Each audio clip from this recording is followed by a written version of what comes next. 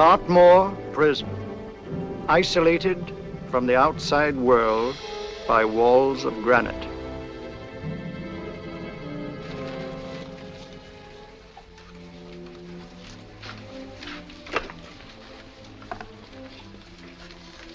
They say you could get out of here by merely telling what you know. You may or may not be another Scotland Yard bloke, but I'll give you the same answer I gave the others. I still have 2 years, 8 months, and 6 days left in which to make musical boxes. That'll be sold at auction for the benefit of this delightful sanctuary. And I intend to serve them.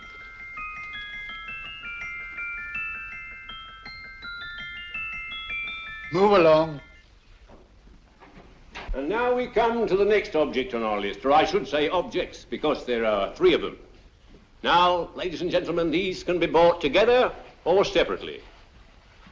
Now, these beautiful little musical boxes only arrived this morning, and I didn't intend to put them on the auction block until later, but I'm going to sell them now.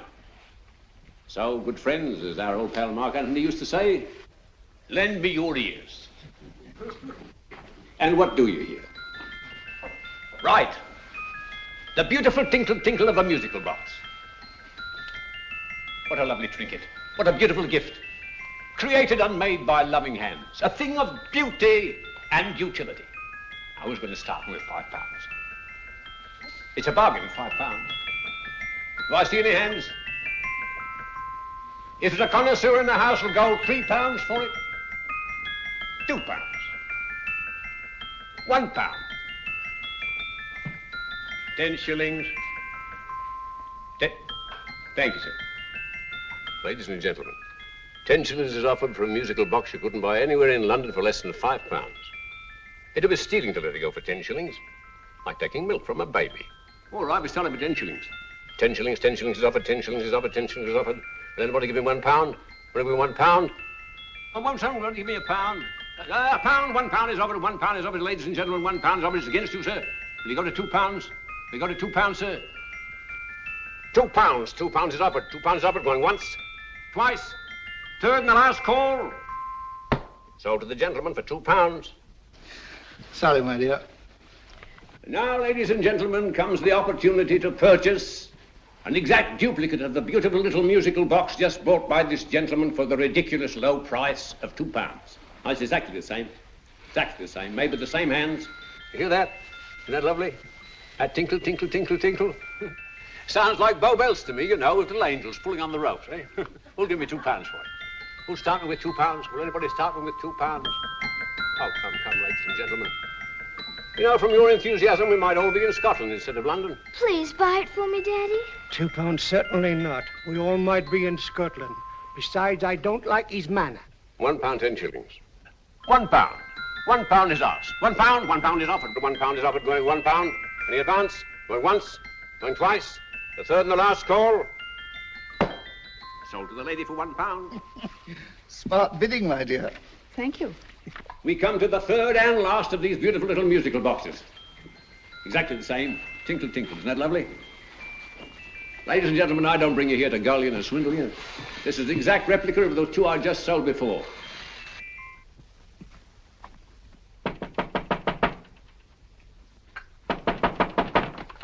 We're closed. But this is extremely important. Come in, sir, come in. I'm sorry to disturb you, but I was unfortunately delayed from arriving in time to bid on certain articles which I was rather anxious to obtain. Oh, perhaps they weren't sold, sir. We are carrying several things over. What might the articles be, sir? 3 identical musical boxes, about so large. Oh, I'm sorry, sir, but they were sold. Pity you weren't here to bid on them. They didn't bring anything like the real value. I'm most anxious to obtain them.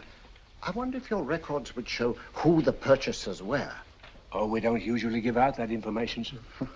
For certain, shall we say, sentimental reasons, I'm most anxious to get in touch with the purchasers. I'd be willing to pay, shall we say, £5. Well, for certain sentimental reasons, sir, we'd be very happy to oblige. Alfred, today's sales. The 3 musical boxes. Musical boxes, oh. Ah, here we are. The first purchase for £2 from Mr. Julian Emery, 52 Portman Square. Write this address down, Alfred. Yes, sir. Second didn't leave any name. Oh, how unfortunate. I think she's a dealer. You see, they don't like us to know where the things are going. On account of the profits. You say the second purchaser was a woman. Can you give me a description of her? Oh, she was a young woman, fairly tall, slender. She had a light complexion and dark hair, and she was wearing A grey suit, don't you remember? That's right. She probably runs a gift shop. She paid £1.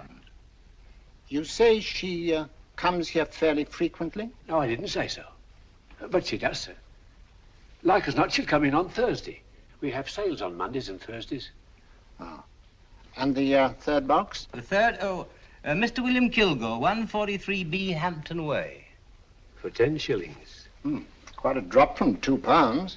Mr. Kilgore was a Scotchman. Oh. Well, thank you. You've been most helpful. Oh, thank you, sir. And any time you're passing, dropping, we always have lovely things for sale. How kind, sir? Thank you. I'll be back Thursday.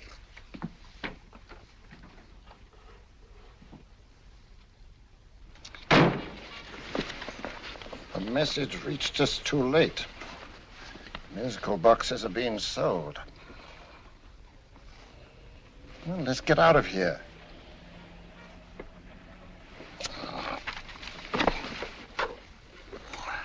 Someday you'll go too far. Reaching for a star, you fool. Yet a fool may touch a star, Colonel Cavanaugh, if he but reach high enough. But not possess it as you would. The musical boxes, they're being sold. What a pity for you, my dear Colonel. Is it my fault that the message reached us only an hour ago? Is it my fault that they were sold? She can't hold me responsible for that. Hope for your sake you're right.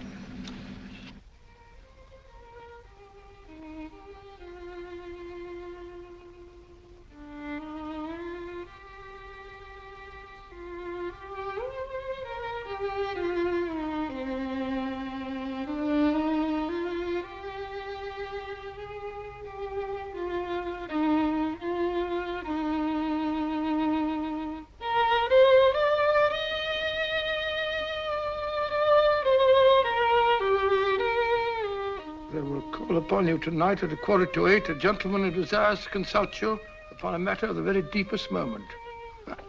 Remember that letter, Holmes? It was written over 2 years ago. An interesting case, devilishly interesting. Irene Adler. What a striking-looking woman from the brief glance I had of her. Seems only yesterday. What charm.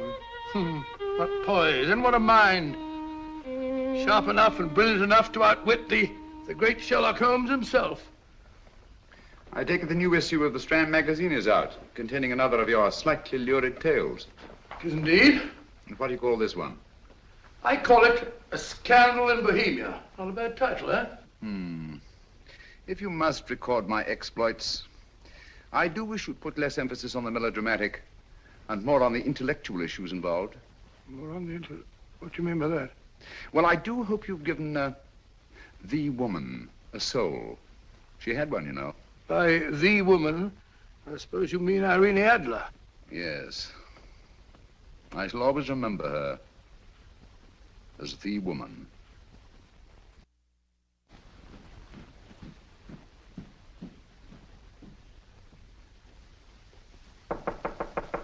Come in. I think. That's it, old boy. How are you? How are you, old boy? I haven't seen you for years. I want you to meet my old friend Sherlock Holmes. Holmes, this is Stinky. In other words, Julian Emery. How do you do, Mr. Emery? Watson has often spoken of you. Oh, has he?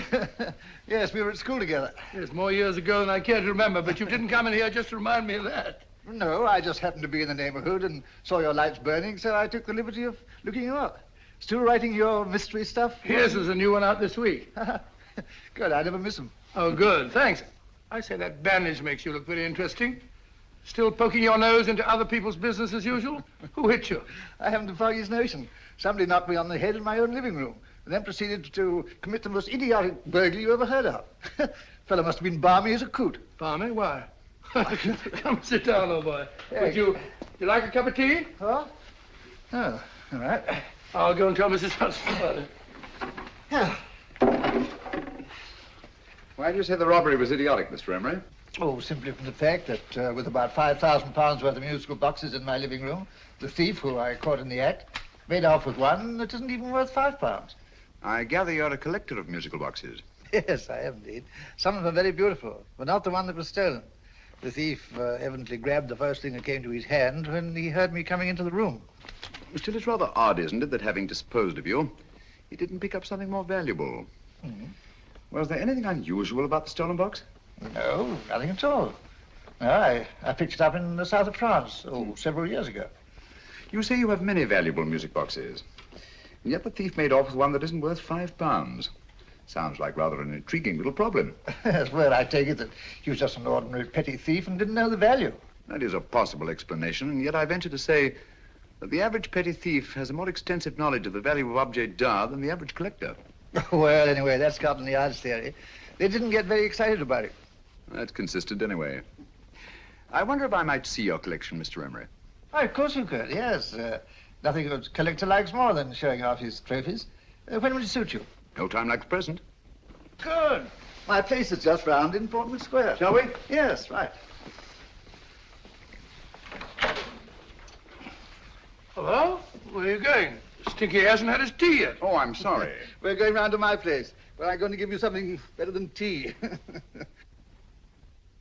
Now, this one was made for Louis XV, and is one of the very few still in existence from that period, and a particularly fine specimen at that. Charming, isn't it? Quite. They all sound to me like a lot of mice running about on a tin roof. I'm afraid you have no ear for music, Watson. Give me a good old band playing a rousing march. You'll have all your silly little tweets.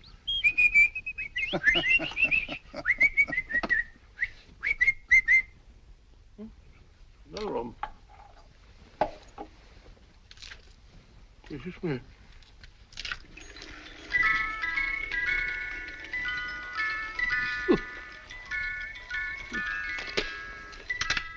Stupid thing. Singing rabbit.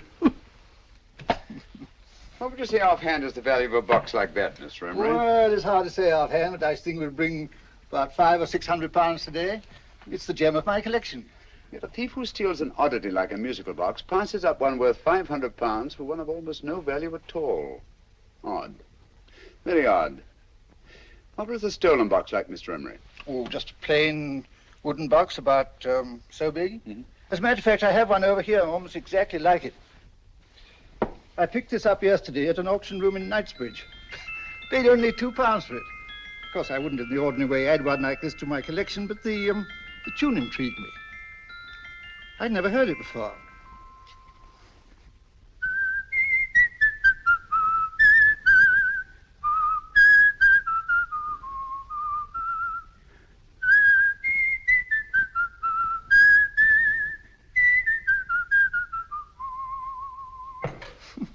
You have a remarkable ear for music, Holmes. Rather an unusual melody. Sit down, will you? Thanks. You say you bought that box at an auction sale yesterday? Yes, the Gaylord auction rooms in Knightsbridge. Mm-hmm. Run by old, what's his name? Crabtree. Handsome man. At what time was the robbery committed? Oh, about 3 o'clock this morning. You know, Mr. Emery, that box and the robbery might well be cause and effect, especially since you say that the stolen box outwardly resembles this one a great deal. And Scotland Yard were not particularly interested, eh? Oh, yes, but I wouldn't blame them for that, especially as I told them I was quite unable to describe the thief, except, of course, for the fact that it was definitely a man. All you remember is that you came in here and someone struck you on the head. Yes, and the next thing I knew, my man was trying to revive me. It might be wise for you to put that box away somewhere and lock it up. Oh, I don't think that's necessary. Besides, everything's insured. Well, at least if any further attempts at robbery are made, I'd suggest that you call the police, rather than running into any personal danger. Oh, come, Holmes, aren't you being a bit of an alarmist? Possibly. Well, I must agree with old Stinky. Seems to me you are making rather a mountain out of a molehill. Molehill is the word, old boy, and it's time you were in bed. Thanks so much for letting us see your place. Now, it's been glad meeting you. Holmes, I can't understand why you were so mysterious. Seems to me the petty thief explanation was the only sensible one. Really? Yes, I can't see how you can believe it was anything else. I didn't say I believed it to be anything else. The petty thief theory is the obvious one, I grant you. However, it's often a mistake to accept something as true merely because it's obvious. The truth is only arrived at by the painstaking process of eliminating the untrue. We are not able to do that in this case without further data. Rubbish, you're pulling my leg. You're trying to turn a tuppenny halfpenny robbery into an international plot. No, I'm not. I just hope that your friend Stinky is a little more cautious in the future. Just in case.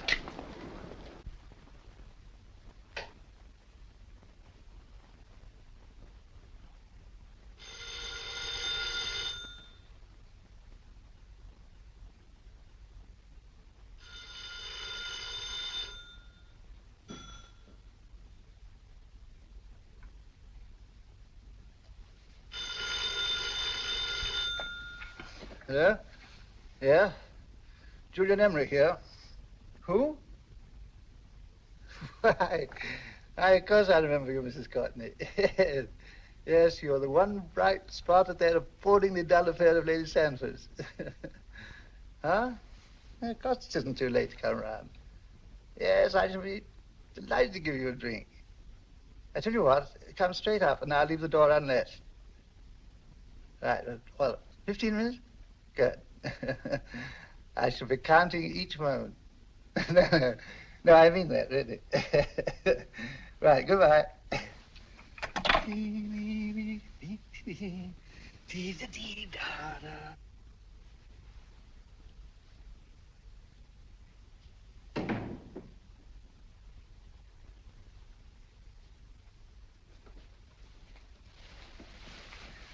Boo! You startled me. Did I? Yes. Must be the pixie in me. I know I shouldn't have called you so late. But I was at a party just around the corner, and I remembered your invitation to see your collection of musical boxes. My dear Mrs. Courtney, the pleasure is all the greater for being so unexpected. My friends call me Hilda. Thanks. Mine called me Stinky. Stinky, how quaint. Oh, what a perfectly wonderful collection of musical boxes. You know, when you told me you had a collection, I had no idea it was so attractive. Yes. They appeal to the ear as well as to the eye. Oh, what a plain little one. Why, it looks just like a country cousin amid all this grandeur. No. You mustn't underestimate the country cousin. Only last night a burglar broke in here, and with all these to choose from, went off with one very much like it. Really? Yes, I don't mind the loss of the box so much, but I do resent this crack on the skull. But it makes you look so interesting. Oh, do you think so? Uh-huh. It's funny, that's what old Fatso said. Fatso? I mean, Dr. Watson. He was here this evening with a friend, a Mr. Holmes. He's interested in my collection, too. Sherlock Holmes? Yes. Do you know him? I've heard of him. Yes, he seems to think I'm in some sort of danger. What a haunting tune. It takes me right back to my childhood. Really? Do you know, it's odd that you should be interested in that particular musical box. Odd? Why? Because Mr. Holmes is also interested in it. He may have been more interested in the tune than in the box. My dear, yes, that's right. I remember now. He whistled it note for note, having heard it only once. Really? He must be a remarkable man. Bit of an alarmist, if you ask me. Don't you believe in warnings? Of course not. Who'd want a box like that? I would. You're not serious. Oh, but I am. Well, you put me in a very awkward position. I'm a collector, you know. And the collector buys but never sells. But if the price were high enough... The price has nothing to do with it. It's the principle of the thing. Yes, well, we haven't had our drink. No, thanks. I must be getting along. Must you really? I'm afraid so. You're not walking out on me, are you? My reputation. Stinky. I say, you know, you are an attractive woman. Thanks.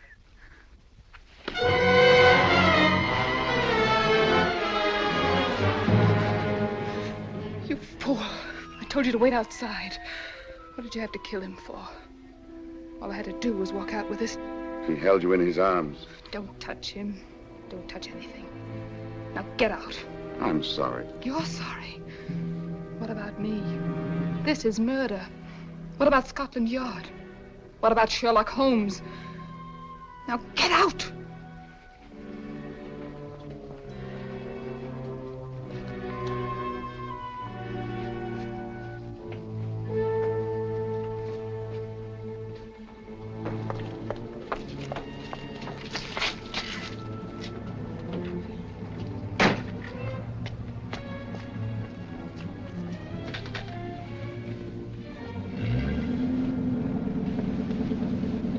Did you get it?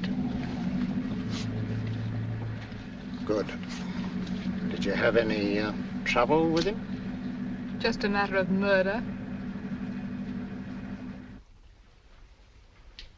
Ah, Mr. Holmes. Hopkins. Thanks for coming so promptly. Inspector Lestrade suggested that I call through to you. Mr. Emery was the client of Mr. Holmes, Inspector. Indeed. You didn't mention that when I telephoned you, Mr. Holmes. Well, not exactly a client, Inspector. Sergeant Thompson? He was killed between the hours of 11 and 2 o'clock this morning, Mr. Holmes. Must have been someone he knew, someone of whom he had no suspicion. Poor old Stinky. It's all my fault. I should have prevented this. Well, it's no time to start talking about that now, Doctor. Apparently it's gone. That's the second attempt on the musical box that Emery bought at the auction sale. And this time it was successful. But that box was only worth £2. It was worth a man's life, Watson. I think we'd better pay a visit to Gaylord's auction room and that fellow Crabtree. Inspector, may I suggest that you make a complete search of this flat for a small, plain, musical box about that size. Thank you. Come on, Watson. You say the first box went to Mr. Julian Emery. The second to Mr. Kilgore, 143B Hampton Way. And the third to the unidentified young lady who presumably has a shop and lives near Golders Green. That's right, Mr. Holmes. Isn't it rather strange, Mr. Crabtree, that you should have had 3 identical musical boxes all playing the same tune? Where'd they come from? Dartmoor Prison. Dartmoor? Yeah, we get a regular shipment from there every month. The inmates manufacture them. Well, they make all kinds of things, you know, pipe racks, waste paper baskets, musical boxes. Did you happen to notice if anyone showed any particular interest during the auction in the purchasers of these 3 boxes? Oh, come now, Mr. Crabtree. This is very literally a matter of life and death. Well, since you put it that way, Mr. Holmes, there was a gentleman came in here about an hour after closing time, and he was in an awful state, he was. He gave me £5 to tell him where the boxes had gone to. He said they had a sentimental value for him, sir. Expensive sentiment. Can you describe him? He was tall, distinguished looking, and he had grey hair and a moustache. He was quite a gentleman, sir. What was his reaction when you were unable to supply him with the address of the young lady who owned the shop? I told him the young lady usually come back on Thursday. He said he'd come back on Thursday. Now, that's tomorrow. Thank you, Mr. Crabtree. You've been very helpful. Thank you. Come along, Watson. Where are we going now, Holmes? To the home of Mr. Kilgore, the man who bought the 3rd box.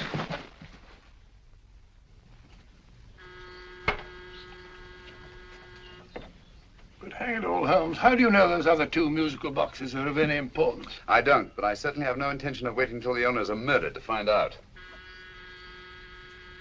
No one at home. I hope that's the explanation. I'll have a look through this window.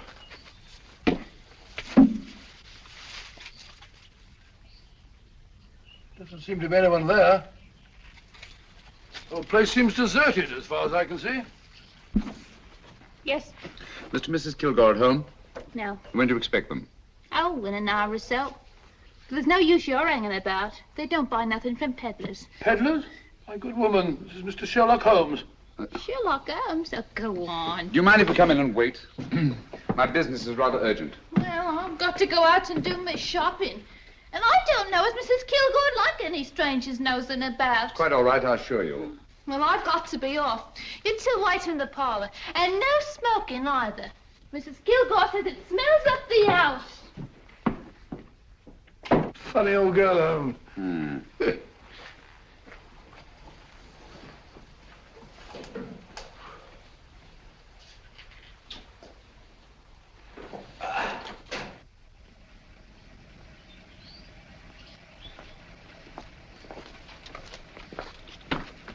Park Lane. Park Lane? And what would the likes of you be doing in Park Lane? Now, don't worry about the fare, Ducky. If you knows how to get to Park Lane, up it.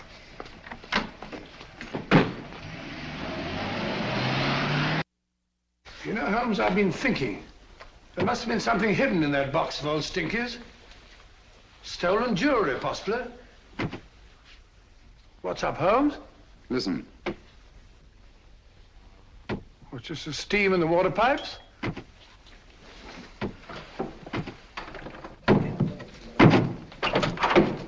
Watson!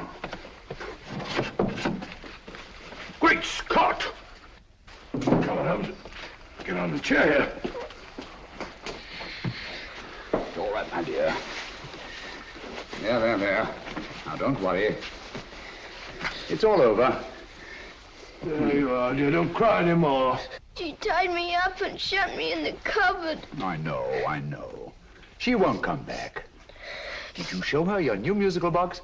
Yes, she said she wanted to hear it play, and as soon as I showed it to her, she grabbed hold of me. I know. Now, don't worry. We'll buy you a new musical box. Yes, my dear, the best one in London.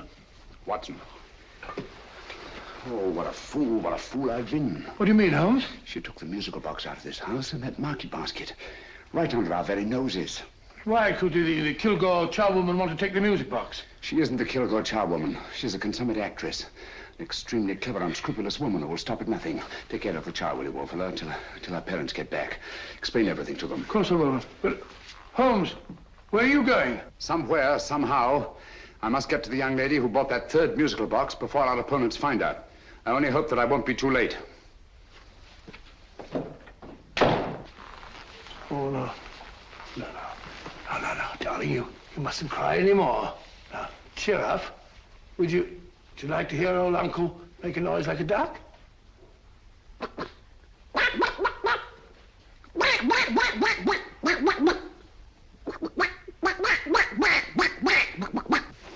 Oh, sorry.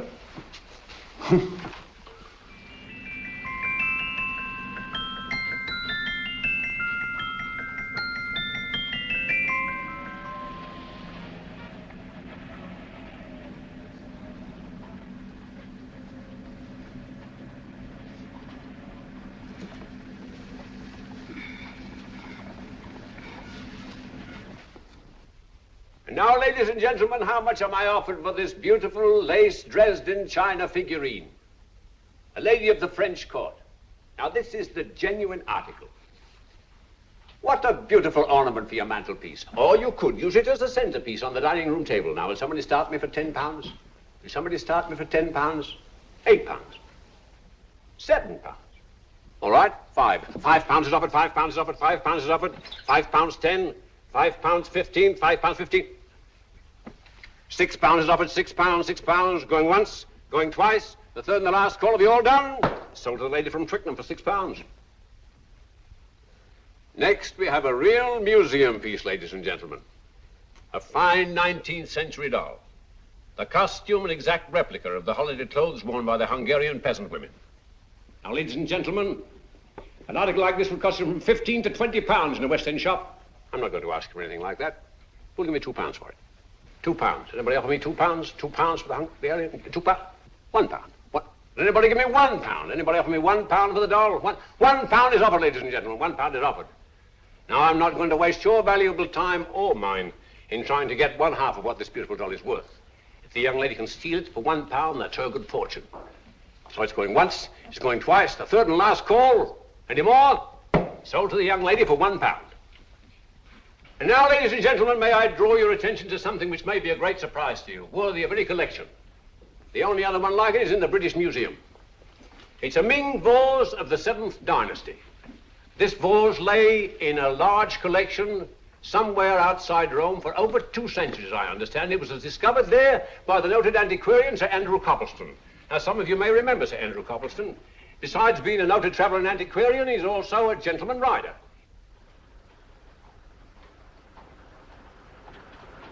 The girl with the parcel in her hands, that's her. Are you sure that's the girl? Well, she fits perfectly the auctioneer's description. Follow her, Hamid.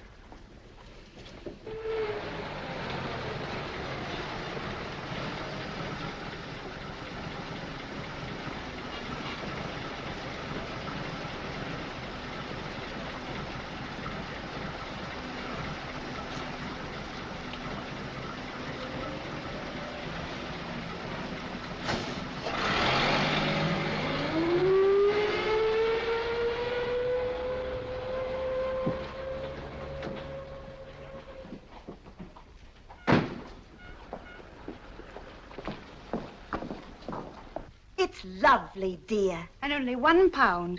We can get at least 3 for it. Easily. I'll go make some tea. I could do with a cup. Right. Good afternoon. Good afternoon. I'm looking for a birthday gift for a 7-year-old girl. What would you suggest? We have some lovely dolls. Now, this Hungarian I think peasant... she has enough dolls already. Books are always welcome. Well, I'm looking for something a little different. Well, that's rather cute. What is it? Oh, that's a musical box. Children always love them. And this is an exceptionally nice one. It plays many tunes.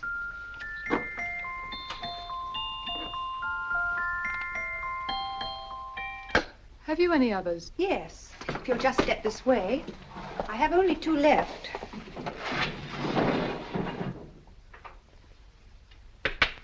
Oh, nice.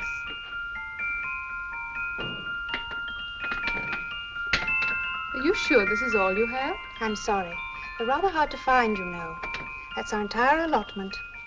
I did have one other, but I sold it earlier this afternoon. But it was only a plain wooden one. It wouldn't have been a very nice gift for a child. Really? Do you happen to know who the purchaser was? Why, yes.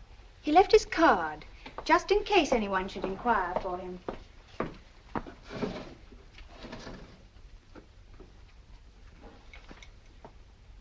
How interesting. I'm sorry, but I'm afraid I'll have to look a bit further. Thank you anyway. Good afternoon. Thank you.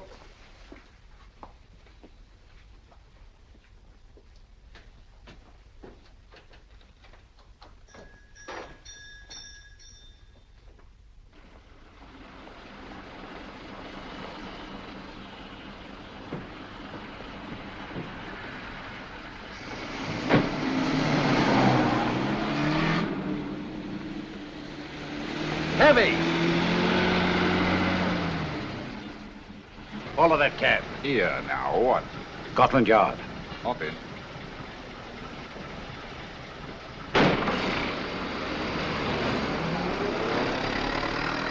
Sherlock Holmes. I might have known. We thought we were the hunters, instead of which we're the hunted. We've been fools. We played right into his hands. Of course. He's had us followed. Don't look. The man in front of the toy shop.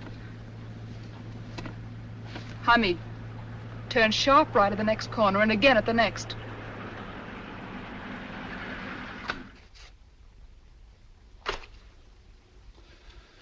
No photograph of her, Commissioner, as I expected. She's not a known criminal. But how do you expect to know if you do find her? After all, she was disguised as a charwoman. Don't worry, old fellow. If I ever see her again, I'll recognize her. Well, it won't be long till we know who they are and from where they operate. Who's covering them? Sergeant Thompson's following them, sir. They won't get away from him. He's a good man. We could have arrested them at Clifford's toy shop if we had any proof. But we know that they killed Emery. Proof, my dear fellow. We must have proof. We have x-rayed it, sir. There's nothing whatever concealed in the box. We'll have a look at the plates.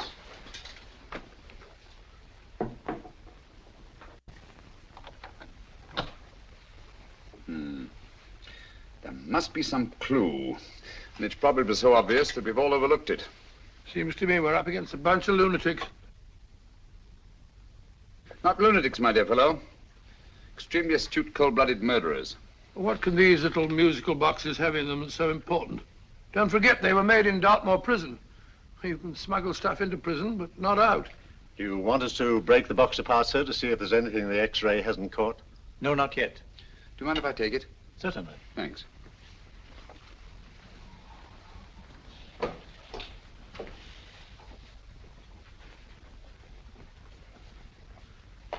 The governor of Dartmoor Prison informed us, sir, in answer to Mr. Holmes' question, that all 3 musical boxes were made by the same convict, John Davidson, serving a 7-year term, sir. Davidson? The Bank of England plates. That'll be all. Yes, sir. Now we're getting somewhere. Wait a minute. How did you know about the plates, Mr. Holmes? I'm a student of crime, Inspector. I make it my business to know about such things. And when the name of Davidson was mentioned... Well, who is this fellow Davidson? As long as Mr. Holmes seems to know all about it already, I suppose there's no harm in telling you. 2 years ago in London, there occurred a robbery of such tremendous importance, although the stolen articles themselves have no intrinsic value whatsoever, that the Home Secretary was instrumental in seeing that not a word of it appeared in any newspaper. But you never told me anything about this, Holmes. You were away at the time. Articles of no intrinsic value and yet of such importance? I don't understand. Davidson was apprehended within 15 minutes of committing the theft. But by that time, he'd hidden the articles in question and they've yet to be found. Before going further, Dr. Watson, I must inform you that this matter's not to be mentioned outside of this room. Of course not. Do I look like a man who'd gossip? Let's not go into that now, old fellow, shall we? Davidson had been employed for years in a position of extreme trust by the engravings department of the Bank of England. The articles he stole were nothing less than a complete duplicate set of plates for printing £5 notes. What? The Bank of England's own plates? Precisely. And with those plates, a gang of crooks could flood England with £5 notes, not forged in the usual sense of the word, but notes undetectable from genuine Bank of England notes in any way whatsoever. Good heavens. Any whisper at all might have resulted in enormous damage in shaking public confidence in the Treasury. We tried everything after we arrested Davidson. Offered him a shorter sentence if he'd tell us where he'd hidden the plates. Why, we even put in Scotland Yard men with him as cellmates, but no results.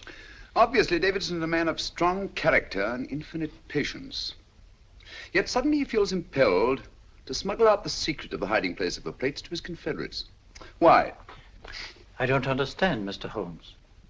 Well, for example, has the Bank of England made any plans to radically change the design of the £5 note so that in, say, 7 years from now, notes made from the stolen plates would be worthless? Confidentially, Mr. Holmes, such a move was discussed. But replacing all the £5 notes in circulation would be such a Herculean task that nothing's been done about it as yet. I see. Of course, there is another possible explanation. Davidson didn't have much time to find a hiding place before he was captured. He may be afraid that the plates will be accidentally discovered before he's released. Hence his anxiety to communicate their whereabouts to his confederates as soon as possible. I believe you've hit it, Mr. Holmes. I'm sure that the message is contained in this musical box. Or rather, in all 3 musical boxes, since possession of all 3 seems to be essential. Our opponents have 2/3 of the puzzle, we have 1/3. Well, what are you going to do, Holmes?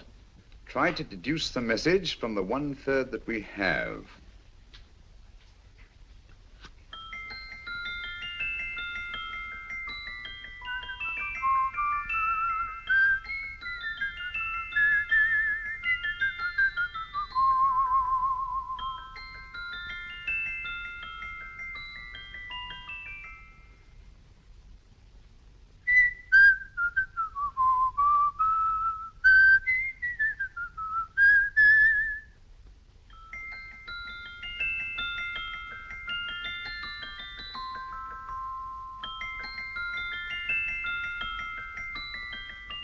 It's the same tune as the one played by Emery's musical box. And yet it's different. Sounds the same to me. The tune. Somehow the tune is the key to the mystery. It must be the tune. Otherwise, why use 3 musical boxes to convey the message? Why not collar boxes or shoe boxes? Yes? Oh. It's for you, Inspector. Oh, thank you, sir. Inspector Hopkins speaking. What? Where? Golders Green Station reports they've just found Sergeant Thompson's body. From the tire marks on his clothes, he was apparently run over by a taxi. What an unfortunate accident. Not an accident, my dear fellow. I'm afraid it's murder. Never know just who you're going to meet when you're walking down a busy London street. Mrs. Hawkins, Mrs. Brown, any subject of the crowd. Oh, you never know just who you're going to meet. So you better hold your topper in your hand, just in case you meet a lady on the Strand. Girls will think you're kind of sweet, and your day will be complete. Oh, you never know just who you're going to meet. Now, a gentleman is judged by his appearance. Yes, a gentleman is judged by how he talks. Now, he's much better off when he's acting like a toff, especially if he's taking him a walk. What on earth is this outlandish place? A rendezvous for actors. Actors? Buskers, old boy. You've seen them 1,000 times. Actors who entertain the queues, waiting outside theaters. You never know just who you're going to meet when you're walking down a busy London street. So you better wear your best, go advise to look your best, 'cause you never know just who you're going to meet. So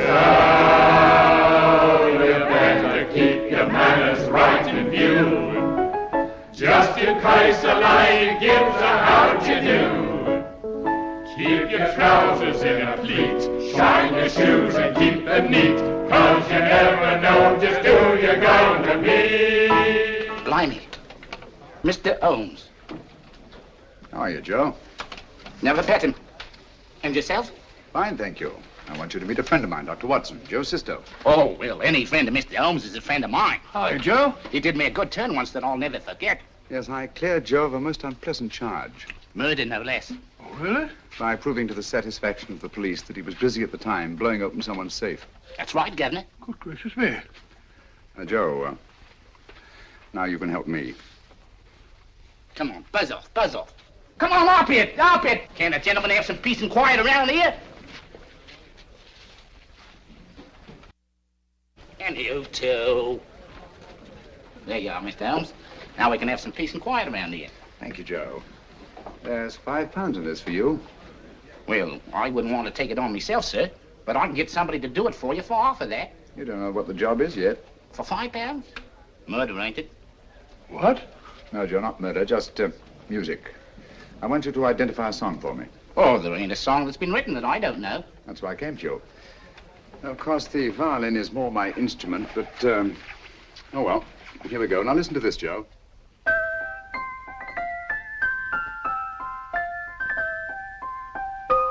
Wait a minute. You're playing that wrong. That should be E natural, not E flat. You know the song? Oh, yes. It's an old Australian song called, The Swag Man. But you're playing it all wrong. That's what I hoped you'd say. Now listen again, Joe.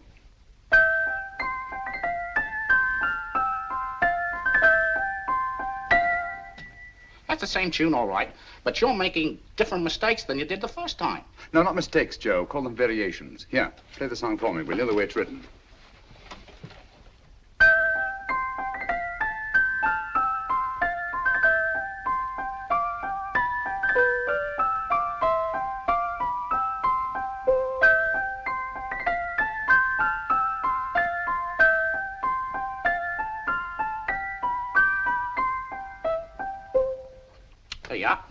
Thank you, Joe. What's it mean, Holmes? Are you onto something? Perhaps. I don't know yet. It's probably a code of some sort. Joe, could you write the song down for me? The way it was originally written? Oh, sure, Mr. Holmes. But it'll take a few minutes. Mm-hmm. Here, Mabel. Pale ale. Come on, up to it. Along with it.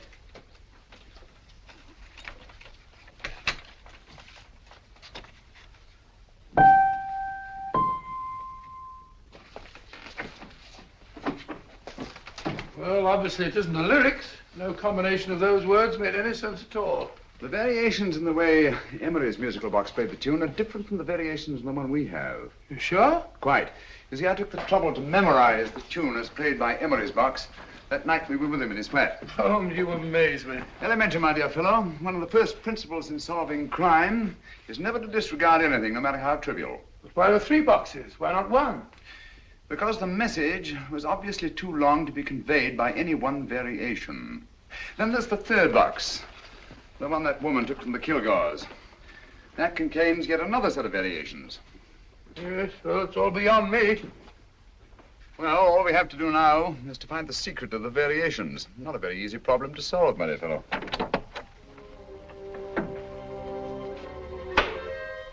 Hello.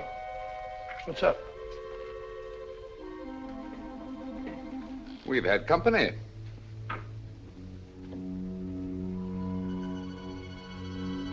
I say, this is outrageous. Ask Mrs. Hudson to come in here, will you? Right.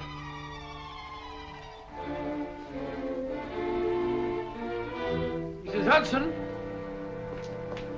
Yes? Oh, there you are. Will you come up here at once, please? Oh, coming, sir.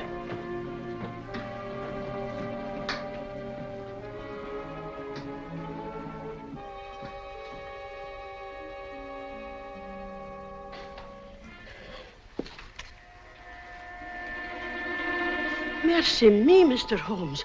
What has happened? Who called while we were out, Mrs. Hudson? Just a young lady. The one who said you wanted her to wait for you. And a nice-looking old gentleman with Our her. friends again, Watson. Friends? What did the young lady look like?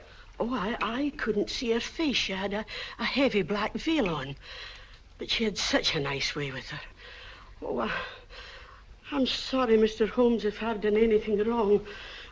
But you did say I should always let clients come in and wait for you. Don't worry, Mrs. Hudson, don't worry. You had no way of knowing. It's quite all right, quite all right. Now, don't worry, Mrs. Hudson. Don't worry. Well, where on earth's the musical box? They didn't get it. Didn't get it? Where is it? It's in your hand. Huh? In that biscuit jar. Take the biscuits off the top. Now put your hand inside, and you'll find the music box. Well done, Holmes. Well done. Amazing.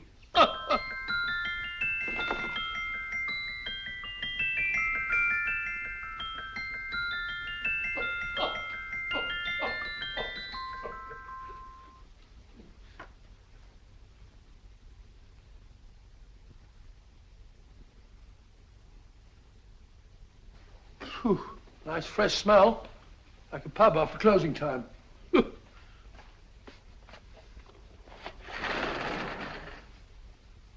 I say, Holmes. What? It's morning. Allow me to congratulate you on a brilliant bit of deduction.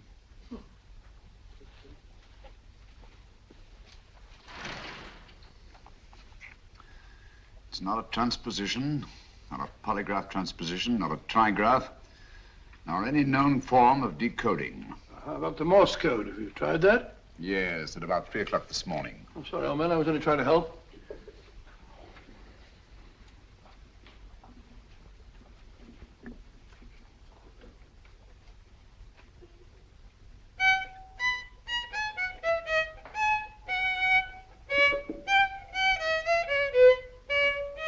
Oh, do me a favor. Not again. Must have heard that thing 1,000 times. Kept me awake all night.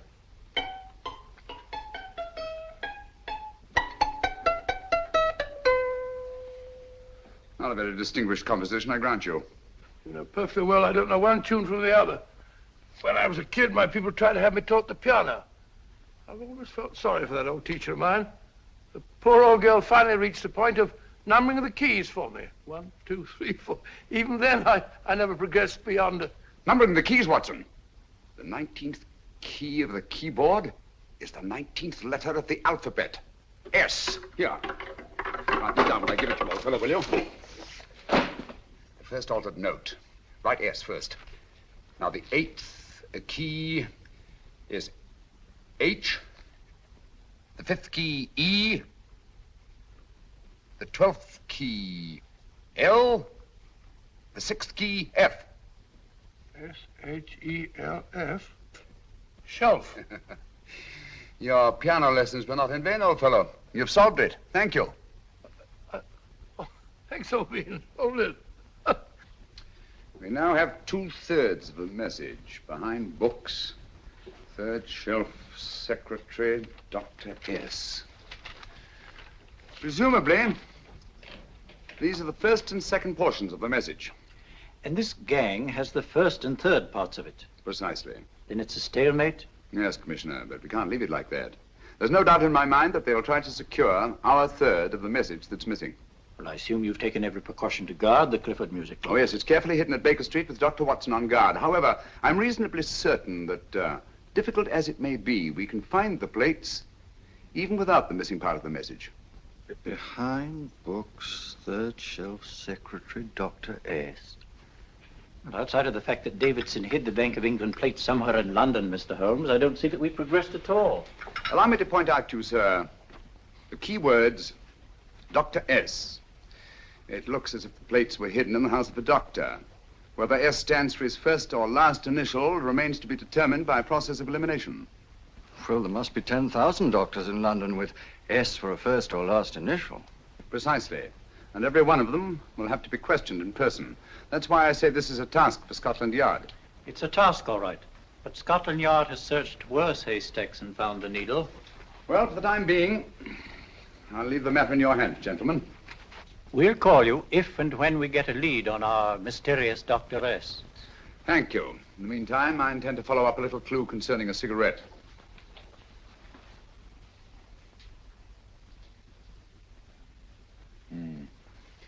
You're certain of the identification of the tobacco? Absolutely. I have made up this special blend for only 3 customers. It is almost pure Egyptian, with admixture of latakia for added body, and a pinch of perique. Merely a whisper, as one might say, for elusive fragrance. Yes. And the 3 customers? Major Wilson in Bombay, India. Mrs. Catherine Leamington Smith in Ireland. Yes, and the 3rd? Mrs. Hilda Courtney of Park Mansions, Bryanston Square. Thank you. Thank you very much. You've been most helpful. It is a pleasure to have been of service, Mr. Holmes.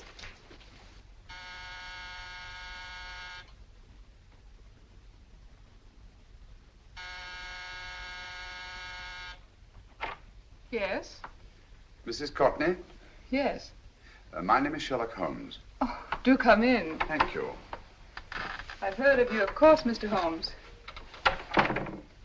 I believe we have a mutual friend in Sir Edward Brookdale. He's spoken to me of you quite often. Indeed. And to what good fortune am I indebted for this visit? I think you know Mrs. Courtney. Well, I did get a summons for speeding last week. But outside of that, I don't think I'm of any interest to the police. Oh, come now, Mrs. Courtney. You seem to forget that you and I have met before. I'm sorry. I'm sure I would have remembered meeting the great Sherlock Holmes. Please sit down. Thank you. You say we met before. Yes. At the home of Mr. and Mrs. Kilgore, 143B Hampton Road. Kilgore? I don't think I know anyone of that name. Well, I didn't say you knew them. As a matter of fact, you called on them when they were out. I don't understand, Mr. Holmes. Really? And you were dressed rather differently. Indeed. Cigarette? Thank you.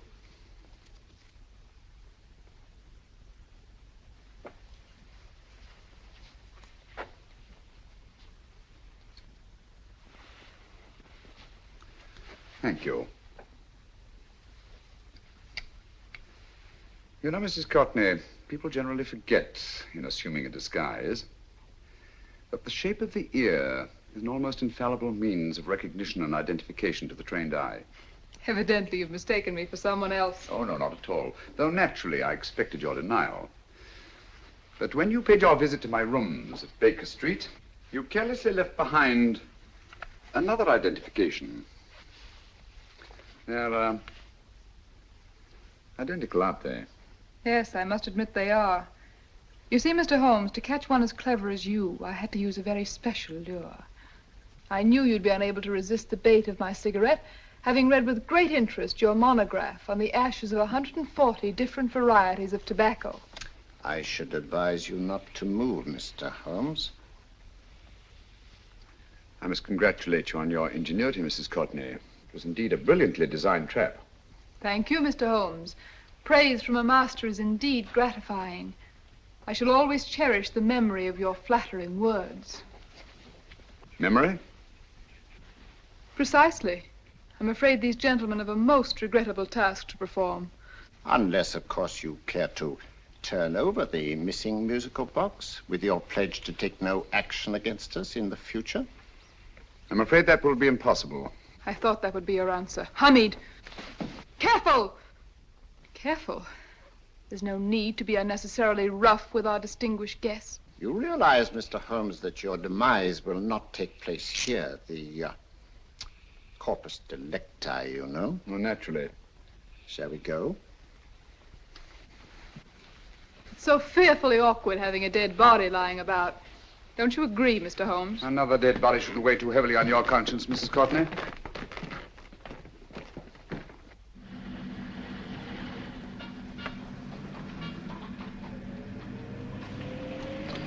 You mind if I have a cigarette?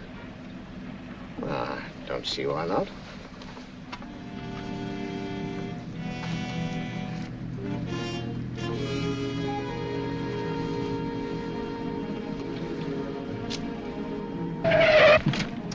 Be careful, Hamid.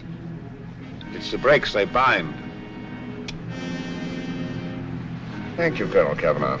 It's very considerate of you.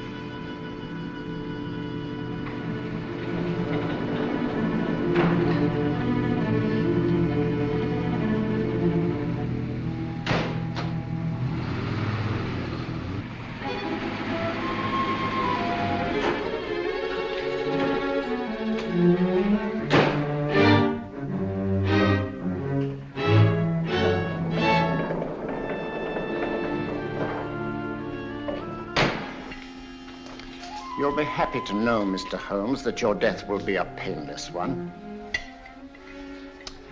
Hamid, attach this to the motor of the taxi. That little attachment, my dear Mr. Holmes, contains the deadly fluid known as monosulfide. The Germans use it with gratifying results in removing their undesirables.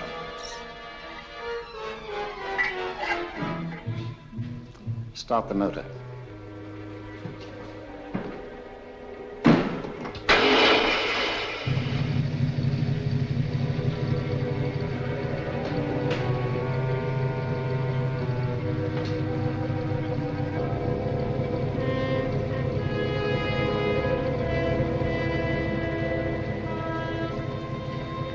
Tape his mouth.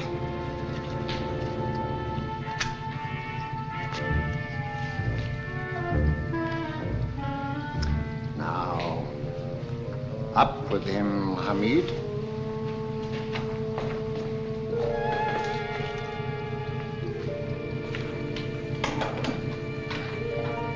You find yourself like Muhammad's coffin, Mr. Holmes, suspended between heaven and earth.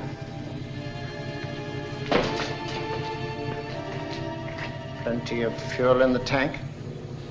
Good. It would be too bad to have anything go wrong through so simple an oversight.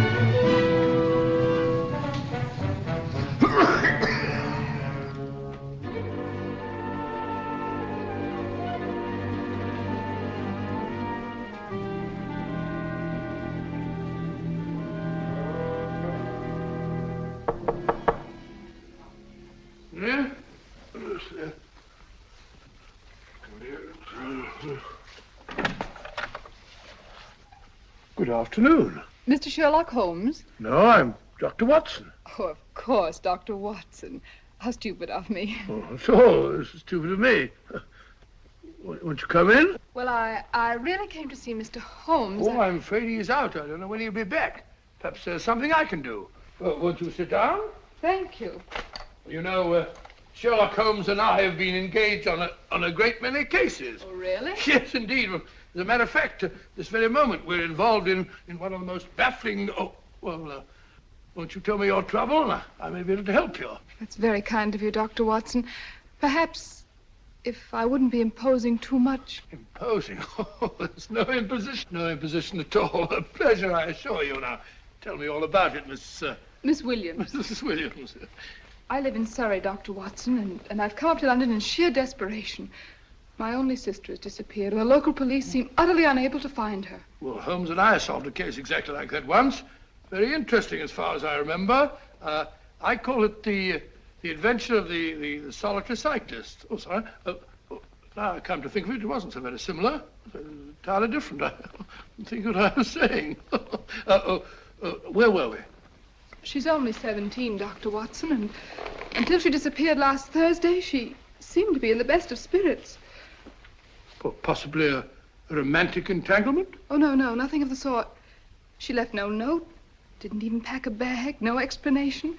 She just started to walk to the village from our house in broad daylight and simply vanished from the face of the earth. Oh, there. Might I have a glass of water? Glass of water. Have one in 1 minute.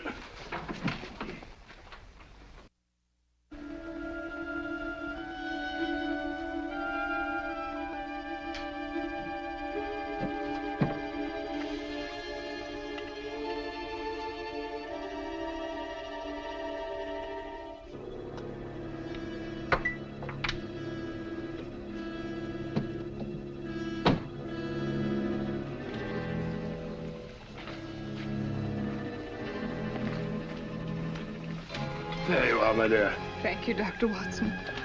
No, you're not to cry anymore. You must pull yourself together. I feel much better already knowing that you're going to help me. Oh, Dr. Watson, look! Good heavens! Get through the fire brigade, quickly! Haven't you a fire extinguisher? By Jove, we have in the kitchen.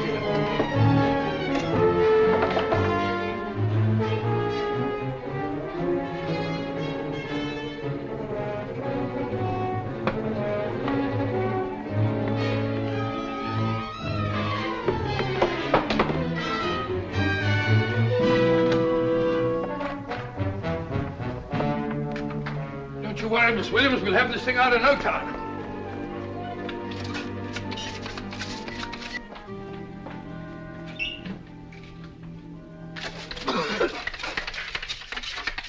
That's got it. It's a mare.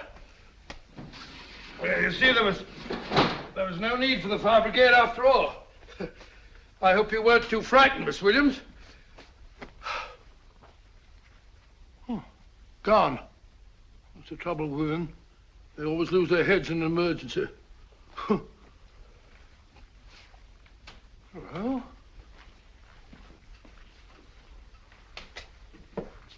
a musical box. Great Scott! Miss Williams!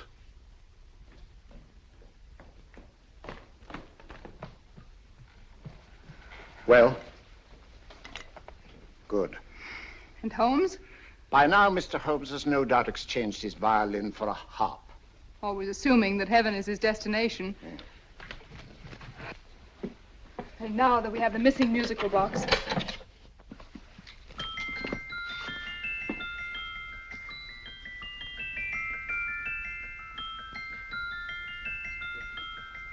Nineteenth note. 19th letter. Yes.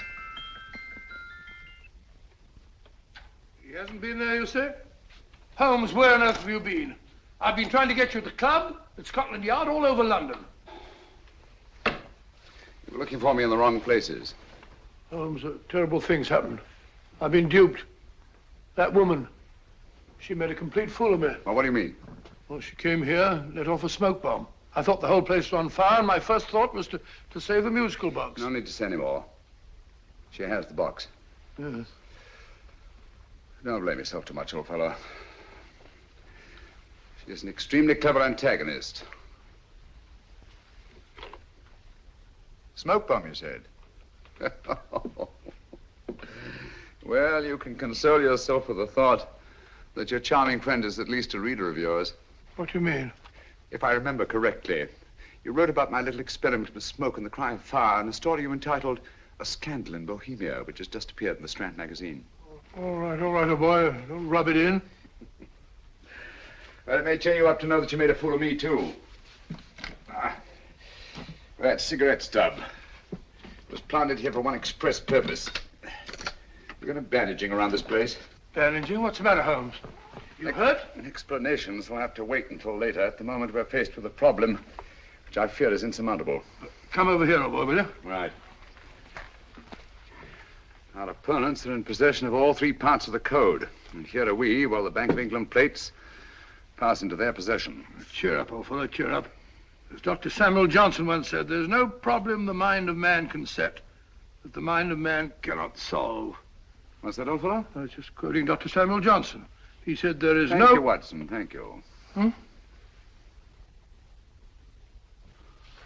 Leaving the front reception room, we come into the main hall, where Dr. Johnson was in the habit of passing through to have his meager meals in the dining room opposite, in company with his friend and biographer, James Boswell.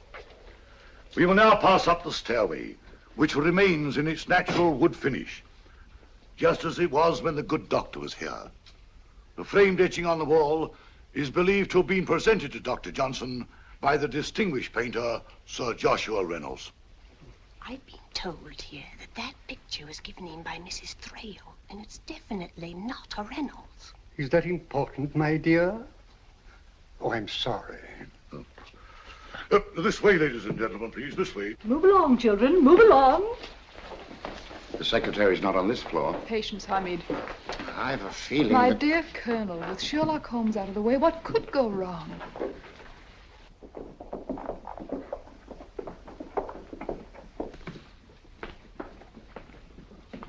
And here we have the Garrett Library, in which Dr. Johnson wrote his famous dictionary, and in which you will see also many of the great man's books and other items of interest. Step forward, ladies and gentlemen, please, step forward. Standing in the corner is the secretary, which contains many of the original works by the literary genius. On this table, Dr. Johnson's cat, Hodge, used to sleep while his master worked. A strange thing about this cat, ladies and gentlemen, was its love of oysters. They do say that the dear doctor often went hungry to find the cat that delicacy. What a pity. Now we will visit the grey room, which is immediately below us, in which you will see the very bed in which Dr. Johnson died. What did he die of? Gout. Just gout. This way, ladies and gentlemen. Mind the steps, please.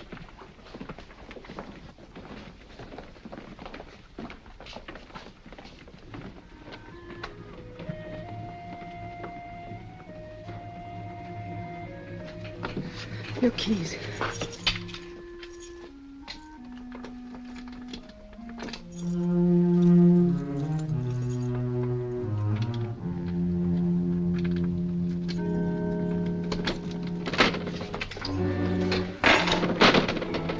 Third shelf up.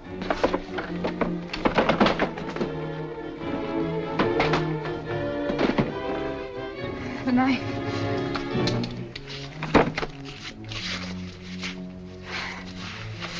Gentlemen, the Bank of England plates. Well, Mrs. Courtney, so we meet again. No, I shouldn't do that if I were you, Colonel Cavanaugh. I must congratulate you, Mr. Holmes. You're far more clever than I thought. Thank you, Mrs. Courtney. Praise from you is indeed gratifying. I shall always cherish the memory of your flattering words. Memory? Oh, thank you. And now I have a most regrettable task to perform.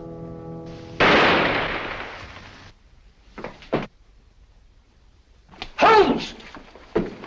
Coming, Holmes! Holmes, you all right? Perfectly, thank you, old fellow, but I think this gentleman on the floor requires some medical attention. We must see that he looks his best, you know, when he's hanged. Take them in charge.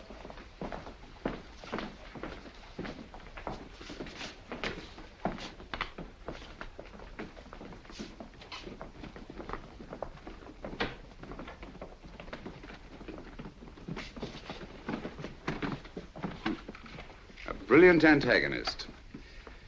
It's a pity her talents were so misdirected. Will you see that these plates are returned to the Bank of England, Inspector? I still don't understand how you solved it, Mr. Holmes. It's entirely due to Dr. Watson. He gave me the clue when he mentioned Dr. Samuel Johnson. Well, congratulations, Doctor. Oh, thank you, Inspector. I don't think I'd have done it entirely without Mr. Holmes's help, you know.